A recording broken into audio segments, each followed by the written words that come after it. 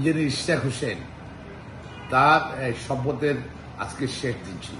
আইনে বলা আছে 7-2 স্যারের সরকার বলা আছে যে অথরিটি কর্তৃপক্ষ 30 দিন গেজেট প্রকাশে 30 দিন শপথ করবে, শপথ পড়াবে। তো এটা তারা পড়ায়নি। গ্যাজেট নির্বাচন গ্যাজেট করার পর 30 দিন আজকে শেষ হয়ে গেছে। এটা আমি মনে করি এটা ব্যাড প্রেসিডেন্স হয়ে গেল এবং বেআইনি কাজ হলো। একটা সরকারের পক্ষ থেকে এত বড় একটা বেআইনি কাজ এটা চিন্তা করা যায় না। তার সামনের থেকে যেন এমপি কে হইব শপথ পড়াইব না, আমি শপথ পড়াইলাম না। উপজেলা চেয়ারম্যান শপথ পড়াইলাম না, রাজনীতি দৃষ্টিকোণ দিতে মেয়র হলো শপথ পড়াইলাম না। তাহলে 30 দিন পরে কি তার মেয়াদ শেষ হয়ে যাবে, নির্বাচন শেষ হয়ে যাবে? মোটেও না। 30 দিন পরে শপথ না পড়াইলে শপথ পড়াবে কে? কর্তৃপক্ষ। পড়বে কে? যিনি নির্বাচিত। ইশতিয়াক হোসেন নির্বাচিত, পড়াবে কর্তৃপক্ষ। কর্তৃপক্ষ আইন প্রতিপালনে ব্যর্থ হয়েছে এবং জাজমেন্ট অনুযায়ী যে জাজমেন্ট দেওয়া হয়েছে জাজমেন্ট অনুযায়ী কমপ্লেন করতে ব্যর্থ হয়েছে। কর্তৃপক্ষের ব্যর্থতা এবং ইচ্ছাকৃত হবে তারা কিন্তু এটা করছে। তারা মনে করছে 30 দিন পরে বোধহয় আর কোনো কদ অ্যাকশন থাকবে না, মামলা কারণ থাকবে না। ইশতিয়াকের মামলার কারণ তো 30 দিন পরে শুরু হবে। কারণ 30 দিনের মধ্যে সে কিন্তু শপথ দিতে চেয়েছিল, চিঠি দিয়েছে, লিগাল নোটিশ পাঠিয়েছে, সামনে করেছে, সবই করেছে। সুতরাং আপনার আমার মনে হয় এটা সরকার ভালো প্রেসিডেন্স করল না এটা। আর এই সরকারের অন্তর্বর্তী সরকার থেকে এটা আশা করা যায়।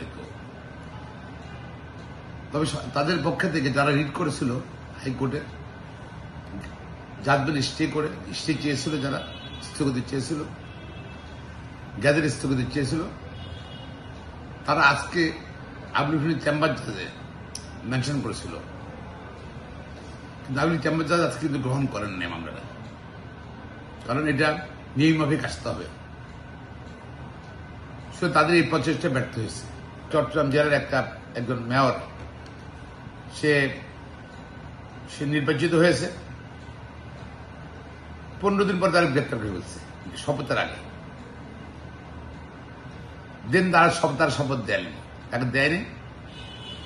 30 দিন শেষ হয়ে যাওয়ার 35 দিন না 40 দিন সময় মাথায় বললো যে তোমার সিট ভ্যাকেন্ট হয়ে গেছে, নির্বাচন করতে হবে। তখন আমরা হাইকোর্টে বলি, আমার সিনিয়র প্রেসিডেন্ট মন্ত্রী আমার ইচ্ছা ছিলেন, হাইকোর্টে আসি বলছে আমি তো শপথ দিতে চেয়েছিলাম, তারা আমার জেলে আটকে রাখছে, শপথ দেয়নি।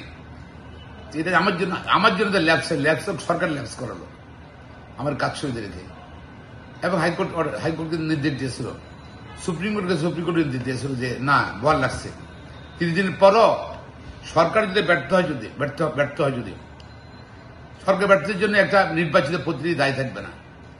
তার আনুষ্ঠানিকতা তার নির্বাচিত প্রতিনিধি 30 দিন পরও শপথ করতে পারবে, ওটা বাধ্য যদি আদালত নির্দেশ দেয়।